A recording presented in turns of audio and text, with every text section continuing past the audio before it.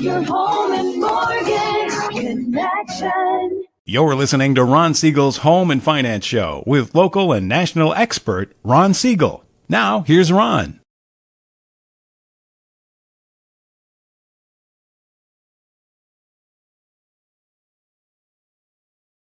It is the show with no real boundaries as we discuss current events, financial markets, politics, sports, even poking fun at the rest of the media. This is the show that connects the dots of confusion delivered by conflicting media reports. We connect the dots so you know the actions you can take, how your family or business can benefit in current events. Most of all, thank you for joining me. Within every market, there are solutions as well as tremendous opportunities. You just need some trusted guidance. That is my message, and I will be delivering it every day. We have a very focused show. We only chat about items that affect the roof over your head, your bank account, and anything I feel would benefit you. But before we get into our intriguing content today, please join me in welcoming our featured guest and first timer on Ron Siegel Radio. Kevin Brunner is with us, the Q Companies. Welcome. Good morning. Glad to have you with us. Hey, let me remind you, if you ever have any home or finance related questions, I am the consumer advocate looking out for you, and you can reach out to me directly, 800-306-1990, 800-306-1990, or ronsiegelradio.com. Just remember, that's the number you call anytime for assistance. When you call that number, it comes directly to me first. There are operators standing by. Quiet, numbskulls. I'm broadcasting. Well, I do have a great team when it comes to developing a financing plan or plan to save you money. I personally work with you. Even if you don't have any needs today, save this number in your phone for future reference. 800-306-1990, 800-306-1990. And yes, of course, we are celebrating today. We celebrate every day on Ron Siegel Radio. There's some interesting celebrations today. This one's, I don't know, I can tell why Josh didn't put this in our rundown today. It's got obsolete National Newspaper Carrier Day. Now, are there even newspapers out there? When I was a kid, the newspaper, first off, it had news. It wasn't propaganda. We had the National Enquirer. Now it's the LA Times Enquirer, I guess. The Orange County Register, well, that one's gone. Maybe it is still around. I don't. But, here's the thing. Sunday mornings, you used to look at the Sunday paper, and it was 3 inches thick and heavy, and you could use when you finished with it, you could use it for kindling, go out to the beach for a fire, on a fire. Now they fold it in half. I mean, they couldn't fold that thing if they tried to. So, Newspaper Carrier Day. Yeah, well, okay. All we can say on that one. It is what it is. National Spice Blend Day. Now, I thought they were talking about that thing at Starbucks that comes out way too soon. But no, spice blend. So if you do watch TikTok, Danos. Do you ever get any of those Danos spices? I like them. Not a lot of salt in them, a lot of flavor. Although the guy likes to cook everything spicy, and I'm a wimp. So I like spices, but not the heat. And finally, it's National Macadamia Nut Day. Now that one is one I can get behind, especially if I can go to Hawaii and get them firsthand. Chocolate covered, of course. These have the shells and all that other stuff. That's work. Or, the other thing that's good with macadamia nuts, mahi crusted in macadamia nut. Then that's good stuff. Now I'm going to throw it out there because that I've been on this weight loss journey, and we had a very fascinating guest that was educating us on the world of peptides. If you missed that broadcast, when was that? I think it was Tuesday. We did that one. If you missed that broadcast, boy, did you miss a lot. He gave us a lot of great information. Sleep is one of my problems. So there's a peptide for that. There's for those people that have in vitro problems. Okay, there's some peptides that'll help in that. And they're amino acids. So we're not giving medical advice. Do your own research. But something? You got to do your own research when you get the pills from your doctor too, because there's a lot of questionable stuff there. Hey, let's move right along and see what's going on in the world today. And we're going to talk about it. Another disappointing number coming out of ADP. And that's going to lead us into the jobs report for tomorrow. I got a bad feeling about this. Yeah, I got a bad feeling. Now, the problem is the jobs report is always erroneous, if I can use a good word for that one. So ADP, I don't know why ADP doesn't get the respect I think it deserves. Probably because it's accurate and they're using real data. They're not imputing data. It doesn't come from the government. Maybe that's where the problem is, but ADP numbers not looking good. But when the ADP number doesn't look good, you know what does look good? We're looking at the 10-year treasury. I guess if you're a senior citizen, that's not looking good either. But, you know, the ADP numbers looking is the 10-year treasury, I should say, is down almost 4 basis points right now as we speak. So that yield is at 4.181, which means the mortgage bond, that mortgage bond is up 16 basis points. When that bond goes up, mortgage rates are going down, and we like to see mortgage rates going down because then you can buy more houses, or you can buy that bigger house, sell that house. You can set the right strategy. Maybe you want to get rid of some debt and consolidate it, because over the last 3-4 years, if you bought a house in 2022, you've got a lot of equity in there, and you can get a home loan probably 6-7%, maybe less, especially for those of you who are veterans. Thank you for your service. We just helped a veteran, and I love helping veterans, 5.99%. And it's what they call an IRRL, interest rate reduction refinance loan. You got to remember to get that extra R in there. But that was at 5.99% for him, and basically coming out of pocket with nothing. That's just his scenario. I don't know what your scenario is, but hopefully we'll see some better numbers coming out tomorrow. We are looking also at what else is going on in the world. We've got the S&P 500 is going up 27.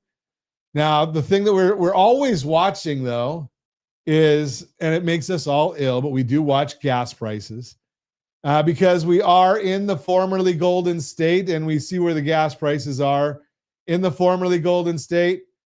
Do we want to even look at gas prices? Because, well, we got to do it just because we can. Gas prices, $3.20 a gallon. Not in California. We're at $4.60 is our statewide average. Josh is over there laughing at us because he's probably around $3.40 a gallon. He's in the top 10. Is it higher than that, Josh? $3.50? Whoa, $3.60 there? What, it's a bunch of Californians moved there? $3.60, $3.70? You guys are trying to follow us in California. I know the average for the state is $3.80, so a lot better than we are at $4.60. I might go to Hawaii to get gas. It's $4.47 over there. A lot cheaper than we are in California, and they don't even produce the stuff. So, you watch that, but oil prices down 44 cents a barrel. I wonder, maybe it's got to do with maybe we're not going to see as much Venezuelan oil coming in. Did you happen to watch what happened to some Venezuelans yesterday? Yeah, there's finally got a president who's willing to take a stand, and there's 11 less gang members coming out of Venezuela right now, bringing narcotics to California. Yes, our Marines took care of that for us. We don't have to worry about them, and we don't have to worry about just my opinion here. We don't have to worry about any activist judges saying that we've got to let them go free.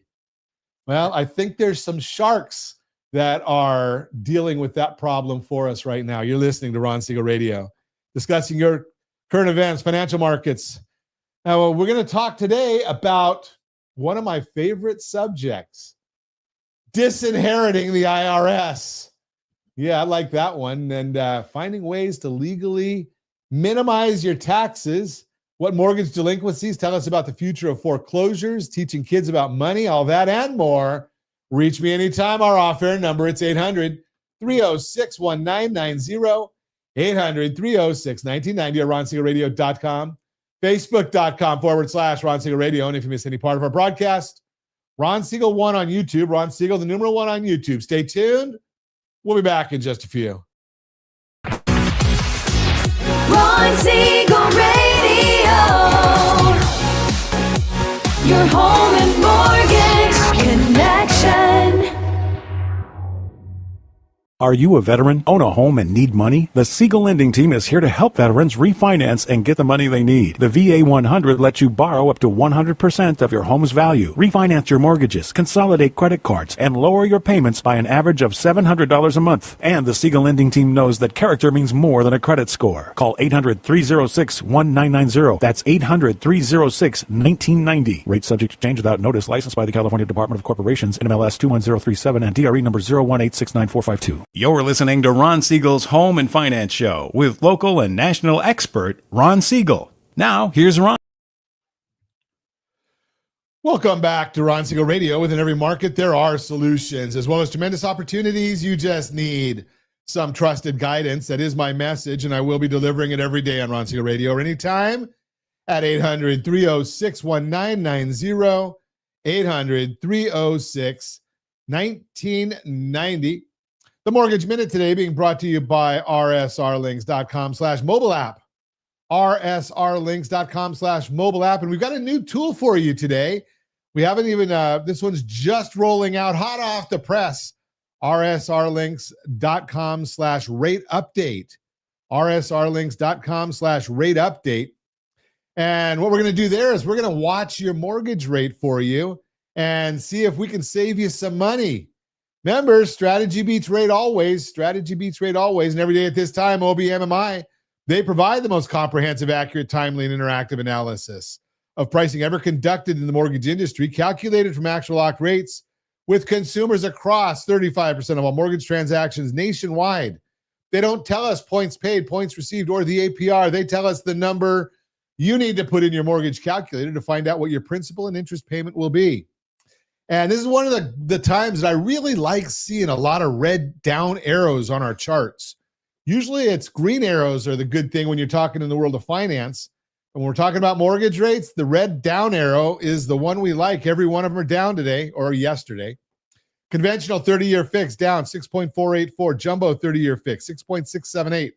FHA 30-year fix 6.249. VA 30-year fixed 6.037. USDA 30-year fixed 6.214. Every one of them was down, and that's just the way we like it. If you want our thoughts about the market, we put that out there for you as well. You got to just go and register, and it's free. It doesn't cost you a nickel, but you're just going to go over there to rsrlinks.com/HBOD, rsrlinks.com/HBOD.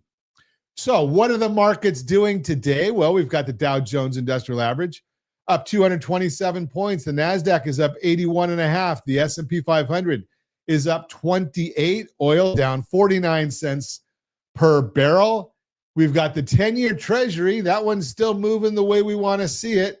It's down about about 4 basis points. And we've got the mortgage bond now. It is up 18 basis points.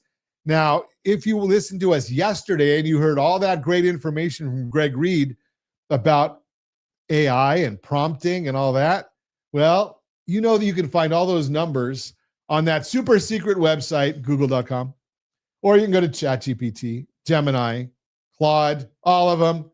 But what they don't tell you is why all these things are happening. Well, one of the biggies, and let me know if you hear this anywhere other than on Ron Siegel Radio. So the Federal Reserve has something called the Beige Book, and it's an update on the 12 Federal Reserve districts from their business contacts, even though they don't believe the Bureau of Labor Statistics. The Beige Book was one of the weakest in a long time, showing weak growth and flatline job conditions. 11 of the 12 districts said there was little to no job growth. Are you listening to that, Jerome Powell? Such an idiot. Such an idiot. He probably is not listening to it because he's got his own agenda. 11 of the 12 districts said there's little to no job growth, while one said there was contraction, meaning they were losing jobs. There were reports of higher inflation, but the Fed is expecting that in the short run due to tariffs, but they don't believe it will be long-lived. Stephen Moran's Senate confirmation hearing begins this morning. If he's approved, he will be a voting member at the September 17th Fed meeting. Later today, New York Fed President John Williams, Chicago Fed President Austin Goolsbee will be speaking. Not too long ago, both have said the labor market is solid. And I'm going to just tell you that You know better than that. Yeah, it's not solid. Listen to Danielle DiMartino Booth. She used to work at the Federal Reserve in Dallas for 9 years. She's telling us also how weak the job market is, especially in the area of construction.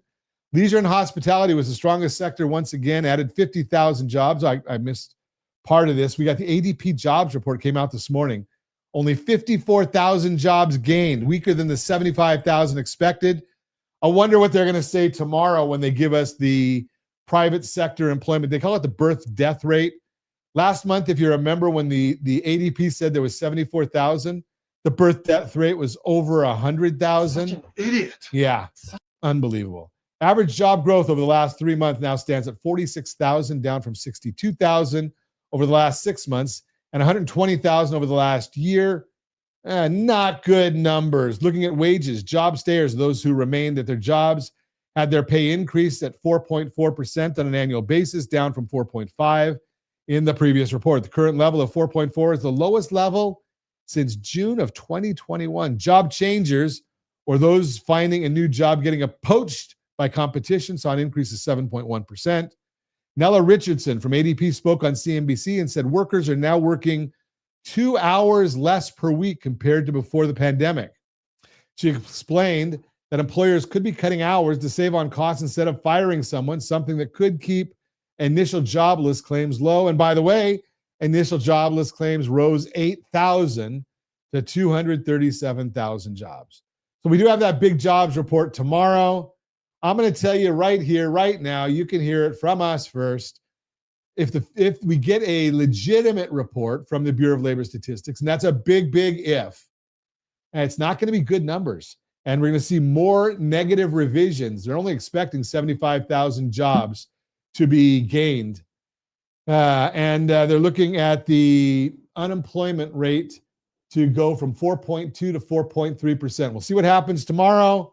Stay tuned. And yes, I will be putting a report, rsrlinks.com/HBOD. I'll get all that data out there to you as early as that data does allow. rsrlinks.com/HBOD. Oh, there it is. Okay. That's the Mortgage Minute brought to you by our friends, rsrlinks.com/mobile app, rsrlinks.com/mobile app.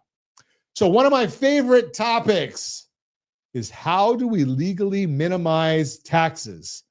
And if you do remember, I shared with you that a quotation from a friend of mine, and I've adopted it as my own. So yes, Eric, I am going to say that it's from you, but we do have one tax code in the United States, but there are two tax systems. One is for the informed and one is for the uninformed. Unfortunately, about 83% of the people follow the uninformed system. If you're a listener of Ron Siegel Radio, we hope to inform you. And no, I am not the guru. I am learning. Kevin Brunner is with us. He's with the Q companies. He's the guru. Good morning, Kevin. Good morning. So what do you think? My tax two systems, do you agree with me there? I agree with you. If you're a W-2 wage earner and you got a fixed salary and stuff, there are some things you can do to get your taxes down. It's when you're self-employed or a real estate investor and things like that, or you own a business, that opens up a whole bunch of other options for you. You know, it's interesting because, you know, for the longest time, and I'm just guessing, Kevin, that you're not as old as me, but you're old. I mean, you're not a spring chicken. No. But you know, do you remember the days of going to a party and all of a sudden somebody brings out the Amway board? Oh. Or right? the guy that invites you to coffee and you get there and find out he's just recruiting you to Amway. Yeah. Yeah. But you know something? That counts as a self-employed business, right? It does. It does. And it makes all that deductible. Yeah. So let's talk a little bit because we do home and finance. We do a lot of different things. Yeah. But I hear folks right now that are saying, especially in California, you know, they've built up, a friend of mine's he's got his home is worth about $2 million now. He's owned it for about 30 some years. And he said he can't move. Can't afford to move. Can't afford to move. Yeah. Capital gains are going to kill him. Yeah. Are there options? There are. Okay, so let's talk about what some of his options might be. One of the simplest is something called an installment sale trust. You sell the property to an installment sale trust. You take a note back against the trust that collateralizes the trust. There has to be a trustee. There's some boxes you got to tick. You take an income stream and then you downsize and move. And instead of paying that money in taxes, it stays invested, generating an income stream to you in retirement. So I love the idea of the deferred sales trust. No, Or installment trust. Installment sale trust. Installment sale trust. Installment sale trust. I get the terms wrong. See, I'm not the No, guru. No, it's fine. It's fine. So the installment sale trust. So he's going to sell his $2 million property To the trust. to the trust. Yep. Does he can still control it? He has control because he has control of the collateral. The trust is his collateral. So he has arm's length control. Okay. If he controlled it completely, the IRS would call that constructive receipt. We're going to get kind of technical here. That you lose the tax deferral if you do that. And there's some other programs out there that don't quite follow the rules. The installment sale trust program was really started by Ernst & Young about 1970. The two tax attorneys that taught me how to do it in 2004 would argue about which year. They did it so their own partners could exit and defer the tax on the partnership when they exited, rather than getting that big tax hit all at once and take an income stream and leave the money invested. Then they started offering it to clients. They started offering it to business owners that were selling. Most of our transactions are small business owners that when they go to sell for $5 million, they're in California, they're going to lose $2 million to taxes, federal and state combined. Sure. He says, well, shit, I can't afford to sell. I'm stuck. Well, what's he going to do? Right. Right. Well, he sells it to the trust. It gets an income stream, and he gets an income stream on the entire amount. And he only pays tax on the income as it comes in. Now, how is he getting an income stream? Is he investing in something? Yeah, the money gets invested in the trust, and you direct what you're willing to accept as collateral for your note. You have to use the right terminology. Okay.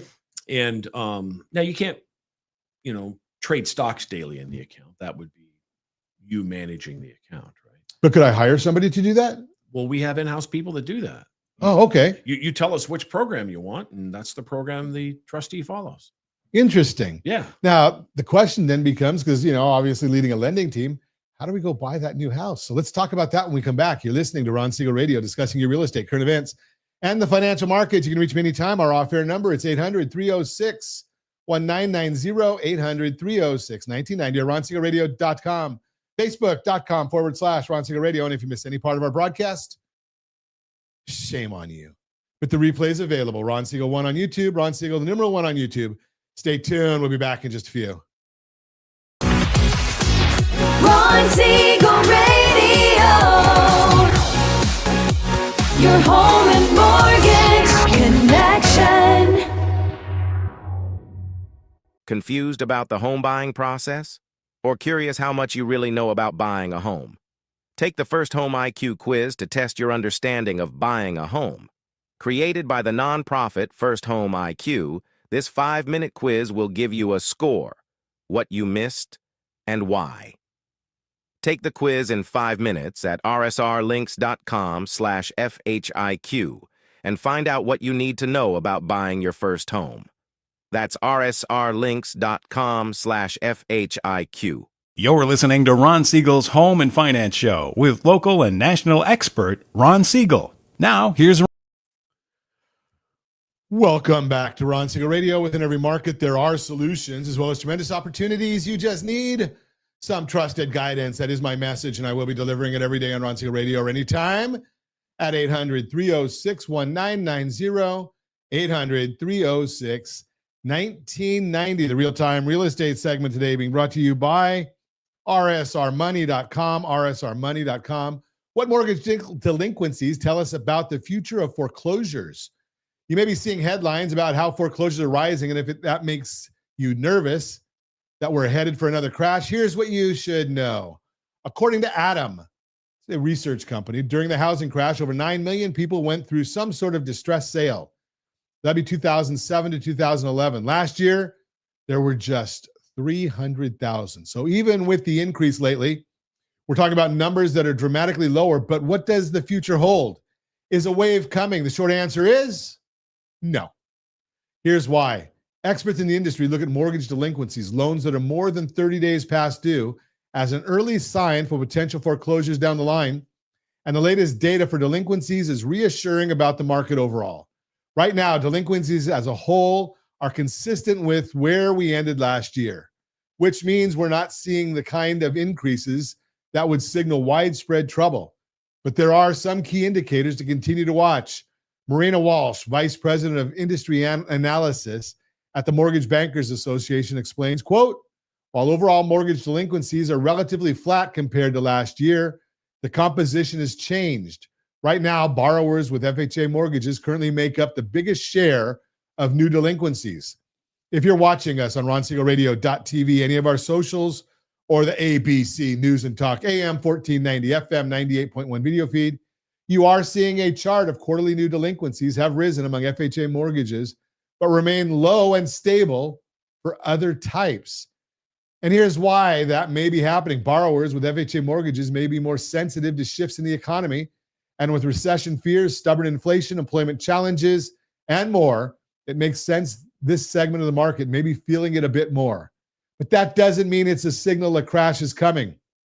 If you look back at the graph, it shows while there are more FHA loans experiencing hardship than the norm, delinquency rates for other types of loans remain low and stable. Back during the crash, delinquency rates were significantly elevated for all four categories. That means the broader market is on much stronger footing than it was back in 2008, as Resi Club says, quote, the recent uptick in mortgage delinquency seems to be concentrated among FHA borrowers. However, mortgage performance remains very solid when viewed in light of the 20-year history of our data, unquote. The region with the most FHA loans, here's another reason this isn't a signal of trouble ahead. FHA loans only make up about 12% of all loans nationwide. But like anything else in housing, local data matters. There are some regions of the country where there are more of this type of loan than others, particularly in the South. The map that we're showing now shows how many FHA loans are delinquent. It shows just the overall concentration of FHA loans by state, so you can see which regions have the greatest volume. How do we stand in California? 7% compared to 12.3 nationwide. Not too bad. As the Federal Reserve Bank of New York explains, quote, looking at the geographic concentration of loans, recent data indicate that a higher proportion of mortgage balances are delinquent in many of the southern states. We see the higher delinquency rates can coincide with a higher share of FHA loans across states, quote unquote. Just remember, even the delinquency rates we're seeing now aren't as high as they were in 2008. Again, this is not a signal of a crisis, but it is something experts will monitor in the months ahead. If you're experiencing financial hardship, no one wants to see anyone face the challenges of foreclosure, but just know that if you're a homeowner struggling with payments, you're not alone, and you do have options. The first step is reaching out to your mortgage provider. In many cases, you may be able to set up a repayment plan or explore loan modifications to help you stay on track. And for many homeowners today, you may also have enough equity to sell your house and avoid foreclosure. Odds are, at least some of these delinquencies will go that route, since homeowners today have near record amounts of equity in their homes. It may be worth seeing if that could be an option for you too. Want to take a look? It's real simple. rsrlinks.com/Sora. rsrlinks.com/Sora. It's 30-second little mini app. Again, it only takes you 30 seconds and we can take a look for you. Foreclosures are rising slightly, but they're nowhere near the levels of 2008, and delinquency trends don't point toward a crash ahead. This is something industry professionals are going to watch in the days ahead. If you want to stay up to date, give me a call, 800-306-1990, 800-306-1990, or RonSiegelRadio.com. And that's the real-time real estate segment brought to you by rsrmoney.com, rsrmoney.com. Continuing our conversation, how we can legally delay our taxes, maybe not let Uncle Sam have any more than he's entitled to right away. And again, all doing it because of understanding, being informed as to the tax code. And we are speaking this morning. Kevin Brunner's with us. Now, Kevin, you said, if I'm not mistaken, that this installment sale trust was the early 70s? It started 1970, 71 at Ernst & Young. So it's not like it's something new. No. It's sometimes called a special purpose trust. Oh, okay. When it's used in like a mergers and acquisition transaction. So the people that are exiting the M&A deal, their equity lands in one of these trusts, and it's all tax deferred until the income comes out. So it's a common practice. It's used as far Now, what as if I die before the income comes out? Well, then it goes to your heirs. You have Oh, to, okay. So yeah. so it goes. So my ownership in the trust. Then we're not giving legal advice here. Goes into my family trust. Is that it? It can. Okay. It's very flexible how you want to handle it, but at a minimum, the way we structure the note receives what's called a step up in basis on your passing. Ah, okay. So in the case of real estate, very often people want to hold on to it to the day they dies because they want to make sure they get that step up in basis to their heirs. Well, the note receives the same step up in basis to the heirs. So you're not giving that away. So let's say you have an apartment building and you're kind of tired of being a landlord. Maybe you're 70, you want to travel more. What do they call it? Toilets and trash? And... Yeah, trash, toilets, and tenants. Yeah. So, and bounce checks. So, you can sell it to the trust. The trust resells it to whoever the new owner is. The money comes into the trust. You take an income stream that is generally, is usually significantly more than your net rents were. Okay. The assets in the trust still appreciate just as well as the building would have. You get an income stream. When you pass, the note against the trust receives a step up in basis. Ah, okay. So you're not giving that away either. So is the note a fixed amount or is that variable? It's variable. It has a fixed interest rate for the payout, but the variable is the upside of the investments in the trust. You participate in that. Ah, okay. And by having that variable in the note makes the note technically a security. Securities receive a step up in basis at passing. And I have to pound my head on the desk all the time explaining this to a CPA because they keep saying income in respect to decedent. No, not in this case. Interesting. So our program was actually approved by the IRS as an alternative to a 1031 exchange. We have a 1031 exchange accommodation service. Okay. I got tired of using some of the ones out there and arguing with them all the time. So we just set up our own, and the IRS approved us in 4 months to include the installment sale trust in the documents as an option. Interesting. So if you are thinking of doing a 1031, we have a guaranteed 1031. If you don't identify a property and close on time, doesn't matter. The money goes from the accommodator into your trust. And now you have as much time as you need to go find the next property. So why would somebody want a 1031 then? 1031 is fine. 1031 is a good way to go from one investment property to the next. But if you do it with us, because it has to be in the documents that are approved by the IRS, other companies don't have it in their documents. Because they want you to go buy a DST because they get a backdoor commission on it. Okay. So, yeah. Yeah. So now, can I live in the? Can I?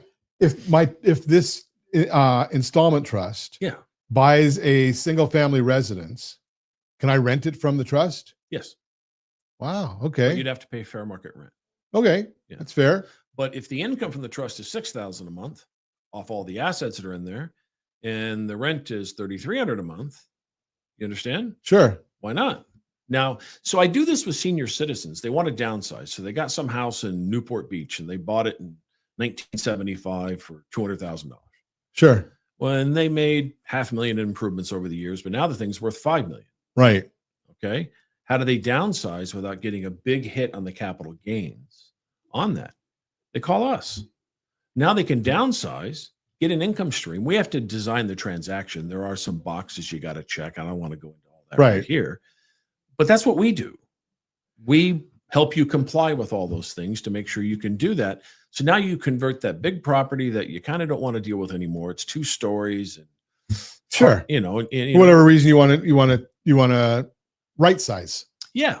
So you want to get a single story condo in a senior complex, and that way you can go to the kids' house for Thanksgiving and dirty their dishes, right? Now, if I sell that to the trust. Does my property tax basis go with it to the trust, or does it get reassessed, or is that too technical? Well, no, because you're going to sell it to the trust is going to resell it to the final buyer. Oh, okay. Which isn't the trust. Gotcha. The cash at close of escrow comes into the trust and gets invested. Okay. Now, this gives you a couple of things. It gives you an income stream. There's a lot of guarantees involved. You can choose which program you want, which investments you want, how much security you want. And you can defer the tax on all of it. So, and you have liquidity. So let's say 8 years from now, dad's in a home. He's doing really well. Doesn't know what day of the week it is, but it's $18,000 a month. Which is not outrageous, which is not abnormal. I mean, it's a lot of money, but it's not abnormal. Alzheimer's care, right. It's not. My mom's at home right now. It's not cheap. Right. All right. So I have some friends that the parents went into a home in Newport Beach, right over by Hogue, and I think it's like $20,000 a month. It's expensive. So now you have liquidity from the trust to take care of that. Yeah, Where the property, and you didn't give the money to Uncle Sam. You didn't give it to Uncle Sam. You got an income stream on it. It's been growing. Now you have liquidity for that emergency, where the real estate is a wonderful investment, but it's an illiquid investment. Sure. It's very difficult and expensive to get liquidity in real estate. Right. Right.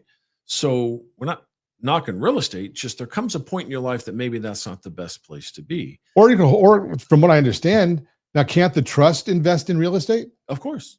So, and then when the trust buys and sells, does the trust pay taxes on it when it buys and sells? No, it's all tax deferred until the money comes out. Ah, okay. So even with it, so it's another informed way of dealing with the tax code. We're going to continue our conversation. I've got a million questions and we don't have a lot of time, but we're going to talk more with Kevin when we come back. You're listening to Ron Siegel Radio, discussing your real estate current events and the financial markets. You can reach me anytime. Our off-air number, it's 800-306-1990, 800-306-1990, or RonSiegelRadio.com, Facebook.com/Ron Siegel Radio. And if you missed any part of our broadcast, Ron Siegel 1 on YouTube, Ron Siegel, the numeral 1 on YouTube. Stay tuned. We'll be back in just a few. Ron Siegel Radio. Your home and mortgage connection. Do you know a homeowner experiencing divorce? Do you know a real estate reference and the divorce decree could cost tens of thousands of dollars? A certified divorce mortgage planning and real estate report could save you thousands of dollars, and it's free from your local certified divorce lending professional. Reach out to Ron today. RonIsMyLender.com. Again, RonIsMyLender.com. Licensed under NMLS 217037, Equal Housing Lender. You're listening to Ron Siegel's Home and Finance Show with local and national expert Ron Siegel. Now, here's Ron. Welcome back to Ron Siegel Radio. Within every market, there are solutions as well as tremendous opportunities. You just need some trusted guidance. That is my message, and I will be delivering it every day on Ron Siegel Radio or anytime at 800-306-1990, 800-306-1990. So as usual, I speak a lot, and we don't have time to get into our Borrow Smart segment. So I will tell you that Borrow Smart is being brought to you by GetHomeSelect.com. GetHomeSelect.com. Borrow smart, repay smart, and minimize the portion that goes to Uncle Sam and Uncle Gavin. Because, you know something? It's your money. You worked for it. Now, just because there's a lot of people, and I'm going to say this because I can, there's a lot of great CPAs out there, but they're reporters, right? And sometimes the reporters don't have every answer, but they do a great job of reporting.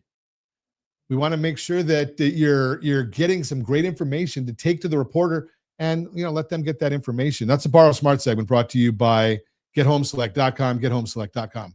So I am going to say to you, and I'm going to tell you right now, I am not a CPA. Kevin, are you a CPA? Nope. Okay, so Kevin's not a CPA either. So we're not CPAs. I'm not an attorney. You're an attorney? Nope. Okay, not giving legal advice, not giving CPA advice. We're giving education here. Now, when we educate you, we don't have time in a 56-minute broadcast to give you every last detail that goes into all of these things that we're talking about. The beauty is Kevin and his team do know all the details. They might even know some CPAs that have been educated on all the details if yours needs to consult with somebody, or I'm sure they'll work with your CPA as long as they're open to understanding what we're talking about here. But the bottom line is you got to make sure that we want you to have the education so that you can be informed. Now, if you make the decision, I've had some people that have come to me and said, hey, Ron, I don't want to do some of these things. Even though they're totally legal, I want to pay taxes. Hey, God bless. Something, we need more roads and bridges and more studies in Africa to figure out if a monkey is really going to jump to a banana. I mean, we need those studies, I guess. And if you want to be the one funding them, so be it. But I bet that you could find a local charity. And Kevin, I'm going to say thank you to you, because I know that in reading your bio that it's because of people like you that I get to have conversations, people that served in the military and gave us our freedom and protect our freedom. So thank you. Thank you. So, go and you can do whatever you want, but give to a veterans organization instead of Uncle Sam. That's just my opinion. And I'm right. So let's get back to our conversation about these trusts. And so if I want to buy it, I put my money into my house into the trust. Yeah. And the trust now has a liquidity once it's sold, or however that's being dealt with for you guys. But I need a place to live. I like living indoors. A couple of ways of handling that. So each situation a little bit different. Maybe you will rent a place, and if the trust is sending you $6,000 a month and the rent is $3,000 a month, you just keep the spread. So you're covered. And that was $6,000 a month income you didn't have before you did this transaction. So now you have liquidity. Now you have some extra income, and maybe you'll rent. Or maybe the trust will buy the next property, also have liquidity because the next property is less expensive than the other. In that case, though, to make sure it's not considered constructive receipt of trust assets, so then you have to pay taxes, you have to pay fair market rent back to the trust. But who are you paying? Yourself. So there is a way to go about that. And there's a few CPAs out there right now having an aneurysm. There are details of how to do this and make it qualify and make it okay. For example, I co-authored a book called How to Beat the IRS Legally. And I co-authored a second book called Just Say No to Bad Advice. And the second edition of that book comes out in 2 weeks.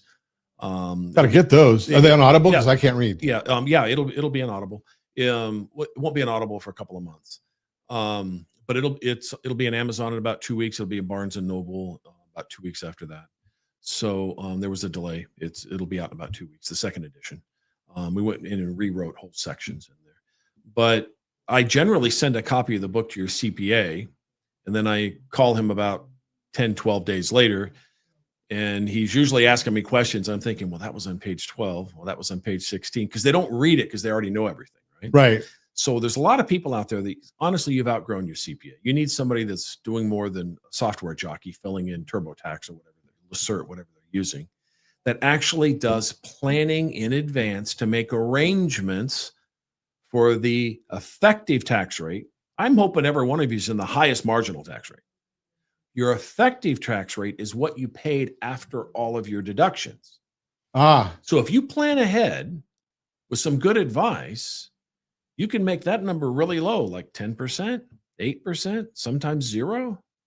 Yeah, I know some areas where, if you get in, and I'm assuming that, if I've got the installment trust, and I'm getting income from the installment trust, but I also have other write-offs, my income can end up, my write-offs can bring me down to where I'm paying next to no taxes. So I've effectively taken that capital gain and the income from it and written it off over time. Right. So I can have a lot of business expenses. I can get a accelerated depreciation expenses that are available now. All the things that are. Some of those just improved. Right. And I'm sure you had to change that in your book. No, it got missed. But we don't go into the specifics of that. We talk at the 10,000 foot level. Gotcha. Yeah. Okay. Yeah. And again, that's the way we want it. That way people know. We're not saying that you don't need professionals. You just need educated professionals. We're not even anti-tax. I like having police and fire and roads and schools and stuff like that. I'm anti-waste. And let's face it, if we starved them a little bit, we'd force them into submission and managing their budget a little bit better, right? Absolutely. Because the things that need to get done are going to still get done. And I tell my clients all the time, I just saved you $250,000. Can you take 25 of that and go to a church, go to a charity, go to a veterans thing? How about Frank Shankowitz, the founder of Make-A-Wish Foundation? Another one of our guests. Frank was on here with you? Several times. I miss him so much. Yes. He was such a good man. In fact, the man that produced his movie, Greg Reed, was on yesterday. You just told me that a minute ago. Greg Reed and I've been close personal friends since, 2008, 9. I didn't know he was on here. Yeah. And Craig Redler's one of my trustees. He was on here talking about asset protection. Yep. He's one of our trustees at our firm. Small world. It is a small world. Yeah. So No, great folks. it's about planning. So if you have that rental property and you just don't want to be a landlord anymore, you need liquidity. Or maybe you're getting to that point in life that you want to have the income, but you want to have liquidity in case, the Alzheimer's, dementia, whatever else happens. Or maybe you just want to do that cruise around the world where you live on the boat for a year. And there you go. Absolutely. And again, so I agree with you. We want all of those, the amenities that we get from living in the United States. Yeah. Right. But I agree with you. I mean, that there's several nonprofit organizations that come on here, and we love supporting every one of them. Yeah. Because generally they're, especially the smaller ones, they're going to be much more astute and caring about where that money's going to. Exactly. Right. So as opposed to a federal government that's got a Department of Education with 7 million administrators and 4 million teachers. I was a defense contractor for a long time. It's one of my previous careers. I could hire one employee at $20 an hour with a 401k plan and a health plan, and that would replace 2 civil service people costing about $120,000 a year. I'm not kidding. That's how we did it. This general cornered me and says, how are you doing this under budget so far? Because my people show up and work. What a surprise. So don't overpay your taxes. If you've outgrown your CPA, call us. Have a plan. Talk about these things. Work with us. We'll give you the books. We'll give you the materials. We'll give you everything to know that you've just outgrown your CPA and he just isn't going to do it. All right.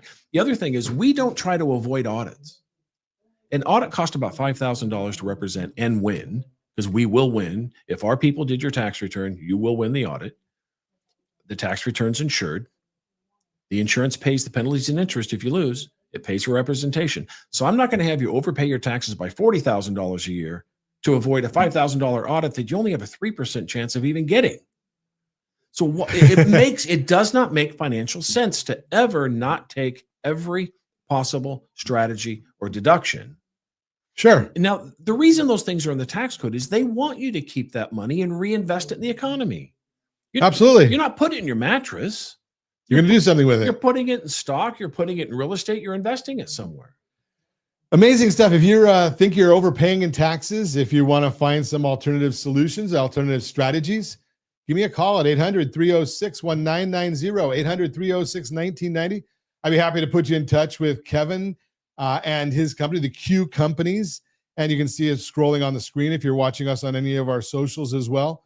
But Kevin, thanks for coming in. Appreciate it. Thank you. And we look forward to helping people be informed taxpayers instead of the uninformed who are paying way too much in taxes. And as always, we ask, set that first radio preset button to come back here and join Ron Siegel Radio, where we only speak about items affecting your house and your bank account. Thanks to all of our sponsors. A big thanks to Josh and Sean for engineering us today. And of course, a special thanks to you for spending a little bit of your day with us. That's all for Ron Siegel Radio. Again, if you have any questions or to meet any of our guests, call me anytime, 800-306-1990, 800-306-1990 at ronsiegelradio.com. And remember, make a lot of money so you can help a lot of people and have a lot of fun. Have a great day. We'll talk to you next time on Ron Siegel Radio.